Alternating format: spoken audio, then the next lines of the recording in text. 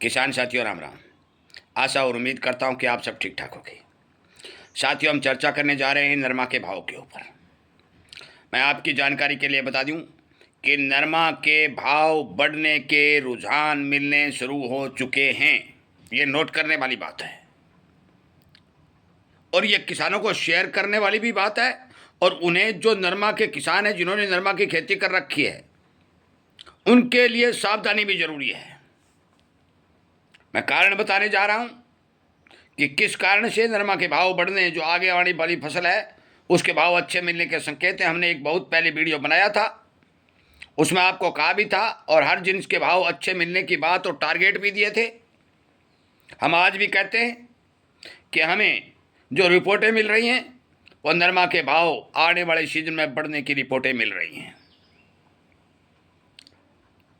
और चर्चा करूं उससे पहले आपको मैं एक बात बता देना चाहता हूं कि नरमा के अंदर सफ़ेद मक्खी और गुलाबी सुंडी, ये दो बीमारियां प्रमुख रूप से किसान को नुकसान पहुंचाने का काम करती हैं, जिसमें कोई दो राय नहीं है।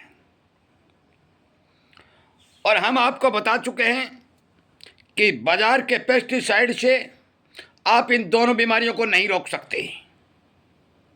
ये बात नोट कर लेना और लिख भी लेना। जो किसान बाजार का पेस्टिसाइड ला करके ज़्यादा जितना पेस्टिसाइड नरमा के ऊपर डालेगा, उसको जितना ही भारी मात्रा में नुकसान होगा। मैं आपकी जानकारी के लिए बता देता हूं कि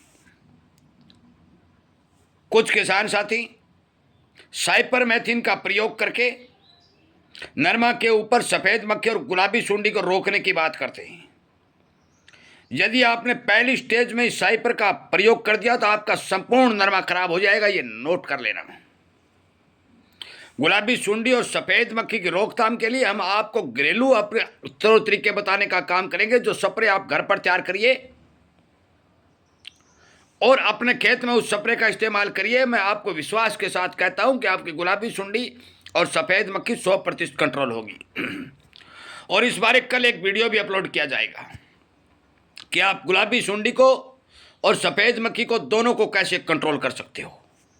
क्योंकि गर्मी बढ़ती है, वायुमंडल के अंदर उमस बढ़ती है, तो सफ़ेद मक्खी बढ़ती है और गुलाबी सुंडी तो ऑलरेडी हमारे खेतों में पड़ी है, वो तो बढ़ी ही बढ़ेगी, जिसमें कोई दायरे नहीं। इसलिए कल का वीडियो हमारा जो है गौर करके सुन लेना और ध्यान कर लेना। अब करता हूं भाव पर चर्चा।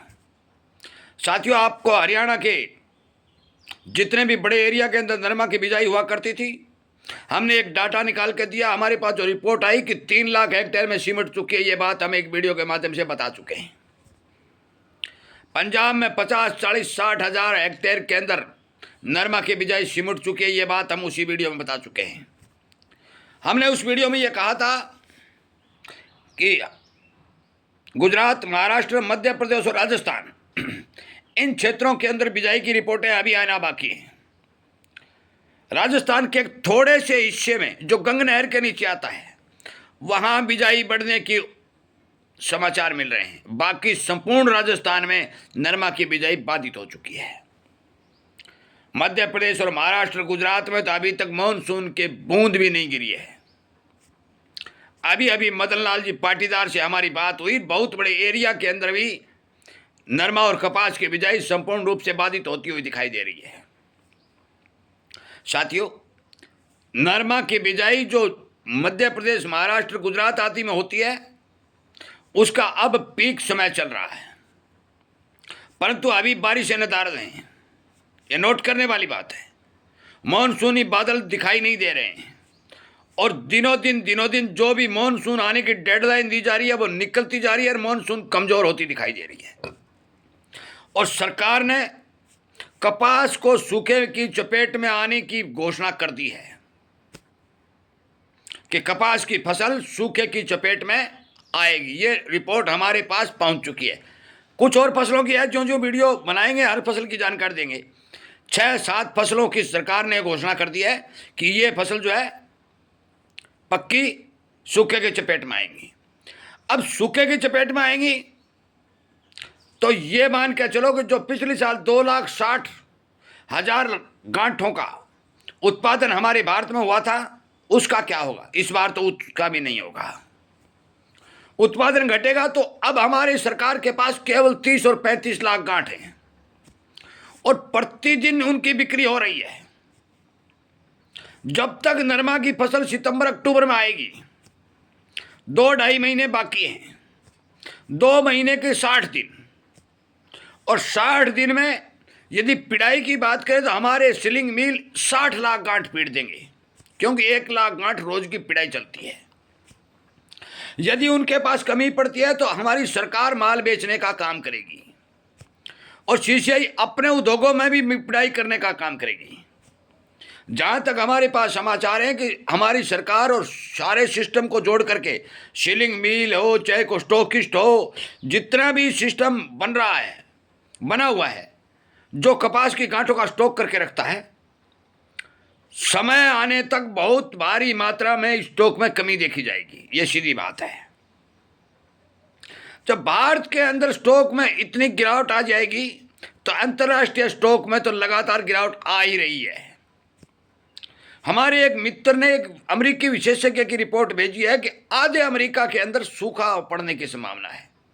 तो इसके मतलब ये हुए कि यूएस में भी कॉटन का उत्पादन बढ़ने की कोई संभावना नहीं है। मैं आपकी जानकारी के लिए बता दूं, ब्राजील का भारी भरकम उत्पादन जो पिछले सालों में देखा गया, अब की बार एल नीनो के कारण वहां भी कमजोर स्थिति नजर आ रही है। चौतरफा ये बातें निकल के आ रही हैं कि नरमा के भाव आने वाले समय में ठीक मिलेंगे। हम आपको बता चुके हैं कि यदि 340 लाख गांठ तक की आमदनी हमारे देश के अंदर मौजूद होती है तब हमारे देश का काम चलता है, और 340 लाख गांठ का ना ही तो उत्पादन होने की संभावना है और ना ही विदेशों से आयात होने की संभावना है। तो या तो सीलिंग मिलों को बंद होना पड़ेगा क्योंकि माल नहीं मिलेगा, आगे आने वाले समय की बात कर रहा हूं, या फिर किसान को पर्याप्त भाव दे करके उस भाव के मामले में किसान को आकर्षित करा करके जो सरकार ने कॉटन बचाने के लिए पैकेज की घोषणा की थी, उसी तर्ज पर काम करने के लिए किसानों को कॉटन की बिजाई करने पर जागरूक करके उत्पादन बढ़ाने का काम करना पड़ेगा। अभी जो स्थिति पीछे सरकती हुई दिखाई दे रही है, उत्पादन घटता हुआ दिखाई दे रहा है। और पिछले साल हमारी रिपोर्ट जो आई थी उसमें 80 लाख किसानों ने नरमा की खेती करने की बात की रिपोर्ट आई थी और 92.10 लाख हेक्टेयर में नरमा की बिजाई होने की खबर आई थी।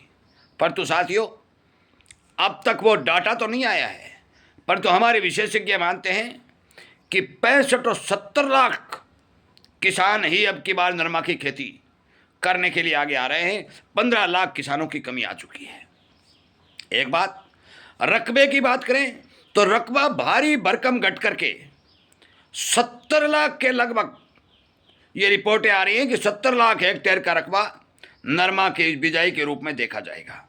यदि ये रिपोर्टें सही निकलती हैं, क्योंकि आगे आने वाले समय में हम आपको बताने का काम करेंगे, निकलती हैं तो फिर हमारे भारत में नरमा का उत्पादन धराशायी होगा ही होगा।